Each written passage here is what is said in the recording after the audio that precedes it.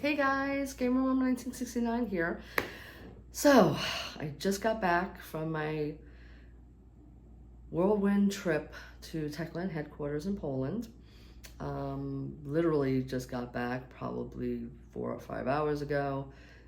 So I'm tired, but I wanted to get out my views and my information that I got when I was at Techland.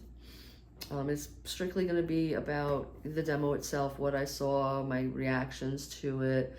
It's not going to be too technical because that's just not me. I'm just a player, just like the rest of you. So I don't know, okay, frame rates of this and this and that. And I don't know any of that stuff. So I don't know how to explain that stuff.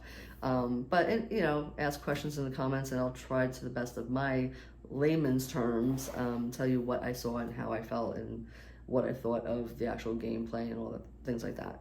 This is strictly going to be okay when we got there, what we did, and this is what I saw on the big screen. Okay, so everyone, they invited a bunch of content creators, other community managers, myself included.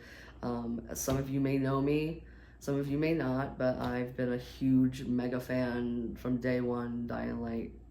I've been following Techland since Dead Island days, so but I never was, I wasn't that person who was like in the communities and doing things and stuff like that until Dying Light came out. And it just was my first love of this franchise, as it is probably for most of the OG players. It was just something special, and it's still something special. I'm on my 95th playthrough, people, and it's like I still find stuff 10 years later that I didn't notice previously. Yeah, and I'm sure they put some little micro updates in there that we don't know about, and some that we do. So we're going to see things, we're going to find things that we didn't see before, which I think is great for a 10-year-old game that we're still getting some sort of updates on that.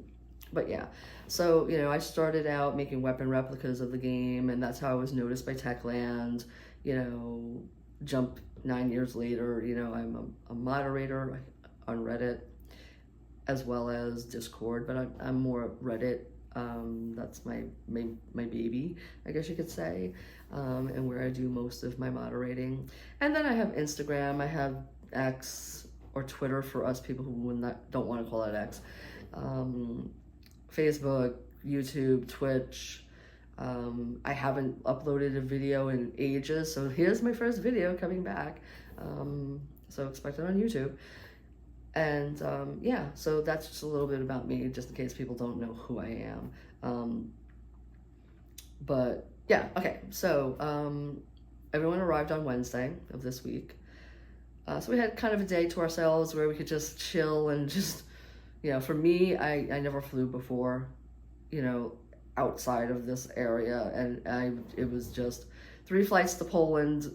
Did a number on me physically because anyone who does know me knows I have a lot of medical issues that sometimes it just makes it hard just to play a game, let alone fly thousands and thousands of miles. But I was determined to do it because I've never been there, and it was an absolute honor to be invited, after all these years of just putting my all into this game and this franchise and this amazing community.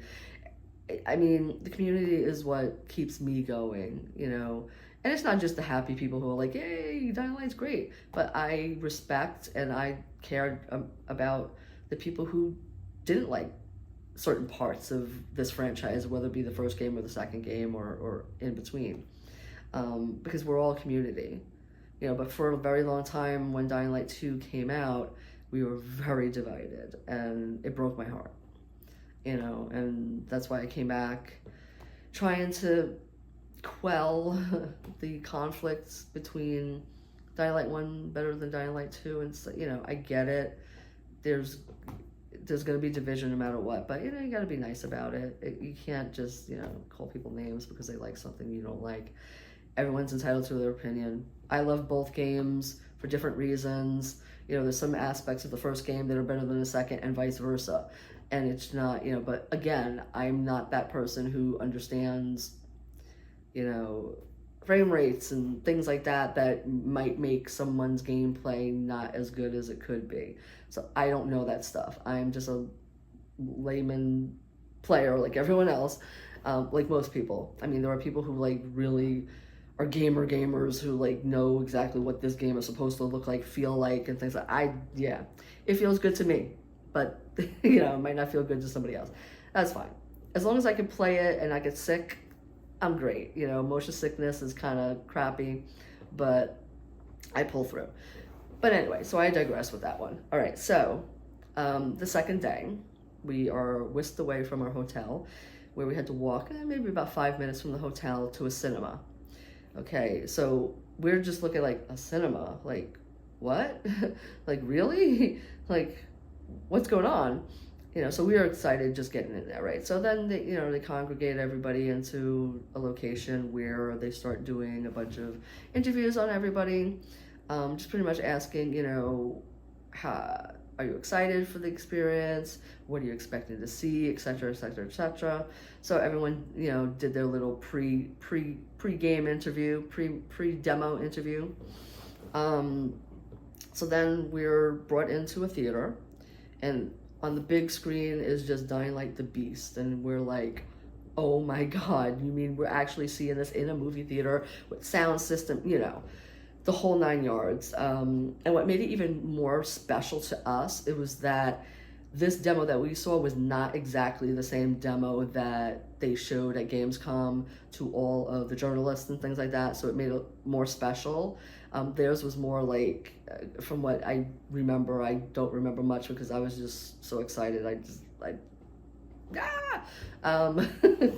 So, but I believe they said that it was more like a commentary version, meaning they were telling, okay, this is this and that, whatever. This was just straightforward 45 minutes of just gameplay that blew me away. But again, I might be losing my voice every 5 seconds or so. Traveling is just really hard on me. So I apologize. But, okay, so we're asked to seat ourselves in the first 2 rows of the theater. So I immediately walk to the first row, right center. I'm just like, yeah, I'm there, baby. Yeah, I want to see this, right? So then we're waiting, and then Timon, I hope I don't butcher your name, the pronunciation, I apologize in advance, comes out, and we're all clapping, like, yay, we're getting to meet Timon, that's another, like, heck, man. He's the franchise director. I mean, he's a big guy, and everyone knows him. So, so he's just discussing, and he was the one who told us how the demo is not the same as what the journalist did, and that, we'll have some time to, like, ask him questions after the demo, and believe me, we did. But unfortunately, most of the stuff he can't answer. Most of the questions were pretty much like, when is it releasing? What's this? What's that? He can't give us totally 100% confirmation on anything that we asked, but we take it with a grain of salt, right? So, he's finished with his speech. Then they say, we have another surprise for you. So then the lights go down, and who pops up on the big screen but Roger Craig Smith, the voice actor of our beloved Crane, saying that he wished he could be there with us and hope we enjoy everything. And it was just very heartfelt. And I mean, I love Roger Craig Smith. I've been friends with him on Twitter for ages, and it's just, I couldn't believe, I was like, why didn't you tell me, kind of thing. Like, why didn't you tell me Crane was coming back? It's like, okay. But, and it was just like, it brought tears to my eye. I was like, God, why couldn't he have been there? I would have loved to have met him in person. One day, Roger, one day. Okay? So then it begins, okay?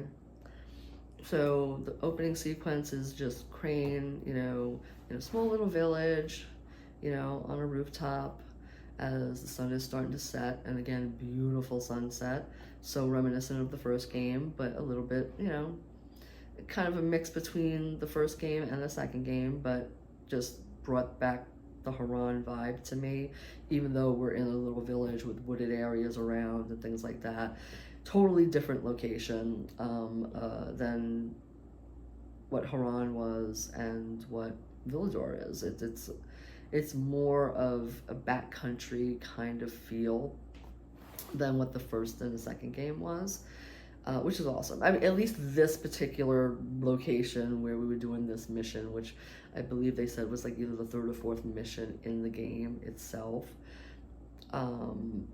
So we don't know what happens before this or after this. So they didn't give us any info, of course. So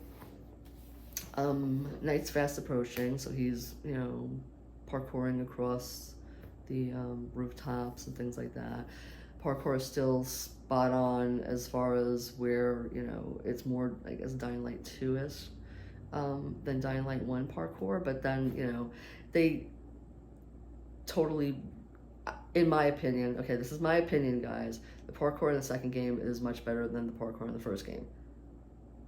That being said, let's move on, okay? So he's, you know, parkouring across, and then, you know, he gets to ground level, and then my heart skipped a beat when I heard his watch beeping as night was falling. It just brought me right back to the first game, and I almost had a heart attack, because I was like, oh my god, you know, better than a ding ding ding, and, you know, just random stuff that happens in the second game. It just brought me right back to the first time I played, you know, Dying Light 1, and that was how, you know, other than Jade saying, hey, get to a safe zone, or, you know, IO, one or the other. But during the rest of the gameplay of Dying Light 1, that's how you knew. It was like, dee dee, you know the sound, you know, and I was like, everyone in the theater was like, oh my god, right? So then, you know, it gets dark, and it's dark. It really is dark in this game, and the color grading is spot on. I hope to the heavens that they don't change a thing about it, because it's more apocalyptic than the second game, which we all know started out looking correct in E3, and we know what happened after that. I don't want that to happen this time, because the colors were subdued. There were more, you know, it was more grayscale than, you know, there's color, don't get me wrong, there is color there, but it's not in your face vibrant colors. It's very dark and very terrifying at night, I will say that much. So it's getting dark, right? And they have the flashlight, the player who's playing this, because it's actual gameplay. It's not a trailer. It's not a cinematic thing going on. This is actual gameplay. And you see the bugs and everything. They just left it the way it was to prove, I guess, that it was gameplay. It's literally from the game. It's not something that they did out of the game and just, you know, that was it. Now, there were a lot of, you know, I'll get into that more as we go along with this video. So, just like the first game, the second game, there are places where we can hide. So stealth looks like it's a little more streamlined than the second game was. So I'm really loving that, because I don't know, for me, stealth is what I love to do. I like to sneak up on somebody, take them down, and nobody's any of the wiser, right? So I'm hoping that this is going to equate to being able to do this stuff. So, but I'll talk more about that when we get to the actual mission itself. Right, so we're hiding in the tall grass, and you can hear the, you know a volatile's, you know, sound when you hear it. And now, in place of the, as we used to call it, the duck feet in the second game, like, you know, it's like almost a stomping when they go across, and you could feel it. I mean, yes, we were in a theater, so it's a little different than in a headset and stuff like that, so it's probably a little more defined than what you'll get in the game itself, unless you've got big speakers in your house. If you have, you know, like a stereo system or a sound system or whatever, you'll probably get this. But it was like a boom, boom. It was just scary. Nights are scary in this game. They are going to be scary, or at least this part was scary.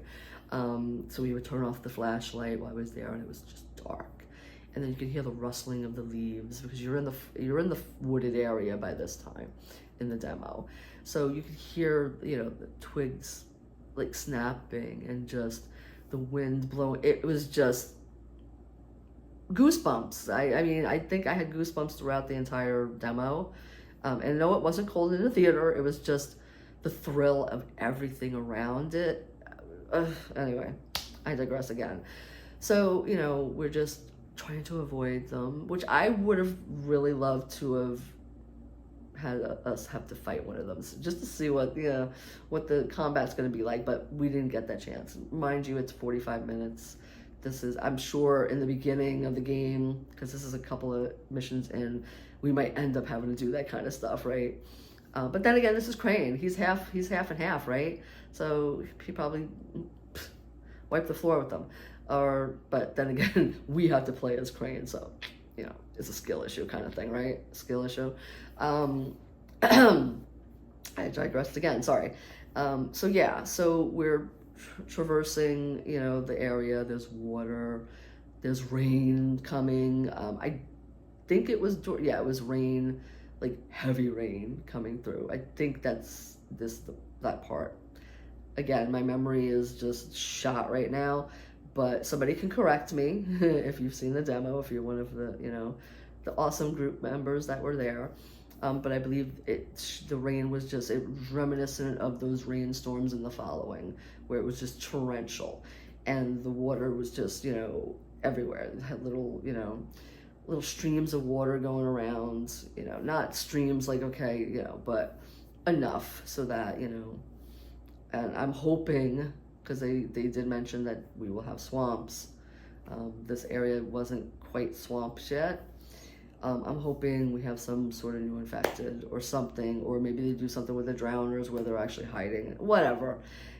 Just give us something to be more terrified when we're going through the you know, the swampy area. But yeah, so we end up going to an abandoned house. You know, we look inside, there's, you know, infected sleeping, biters. And then there's a breaker box. Similar to what we see, I guess, I can equate it to in the Metro, where you have the things where you click things in. It would look similar to that. So it was already connected, but it was missing a fuse. So now, in order to unlock that safe zone, we have to find a fuse. So, you know, we pretty much, or the player follows, you know, the wire down into the basement area, I guess. So, you know, he has to kill zombies in between. He's using a melee weapon. It's taking quite a few hits. It looked like, I think it was the first one was like a barbed wire bat, pretty much, with nails or something. I don't remember exactly, because it was pretty fast. He was just swinging, but it took quite a few hits for them to go down, because I mean, it's early in the game. So I'm sure you know. But they did also tell us that we will not start off as, you know, weak Crane like we did in the first game. You will start off with enough parkour skills and, I guess, stamina and stuff like that to, like, get around. I mean, after all, come on. This is Kyle Crane, after The Following, being a hybrid, being experimented on for 13 years. So, yeah, we can't exactly start him off in this game as what we did in the first game, because then it would be just, you know, unrealistic at this point. Or how Aiden was the same way, the thing is, he was already infected and got all his, you know, he was experimented on too, but Aiden was weak in the second game. Again, because we had to build up our stamina and our health and etc. and so forth. But from what we were told, you know, after the Q&A with Timon, that, you know, we're going to start off with default, you know, parkour skills and stamina and combat skills and stuff like that. So he's not going to be a weak Crane like he was in the first game. Yay. So So we get down there, we're killing biters here and there. Then we get to the basement area. And of course, they have a charger waiting down there for us. And we're like, oh, fuck, really? And I'm sure all you guys hate them too in the second game. I can't stand them because you get one little yellow spot on their back, and it's hard to shoot them. It's hard to do it because they run, bump, bump, bump, bump, bump, bump, bump. The only time you can do it is if they kind of get staggered. But then you're so winded or so like, that you can't shoot straight and stuff. It's just, you can't hit straight. So, but then Crane comes out with a pistol. Okay, it takes him, he doesn't kill him immediately. It's like us in the game. He's running around, we're running around trying to dodge him and trying to get out of his way so we can shoot him from the back. Because you shoot him in the face, it's like, hey, thank you. And it just doesn't faze them. So we eventually killed this guy, right? Thank God. It was only one. But it brought me back to the first game where it wasn't like the Night Runner hideouts that we have to unlock in the second game where it's like, just turn to, we might have a few straggling biters or something up there, but it's nothing like really crazy. And then you just turn a generator on. It's just boring. Okay, so this is more reminiscent of the first game where, each safe zone you go to is different, where you have to either do this, do that, kill zombies, put the, it's still the same ending where you have to put a fuse or something into, the breaker box. But in this one, it was a fuse as well, same thing, but it's more challenging to do it and to unlock it than the first and the second game, really, which is great. And I'm hoping that they touch upon what Dying Light 1 was, where each safe zone is different, looks different. I know the community is up in arms with the copy paste of buildings and stuff like that, but they are trying very hard to make them different, and the buildings not. I mean, yes, the buildings look like they were taken from Dying Light 2, but they were expanded upon and more details were put into them. Again, that this will be part of another video at some point.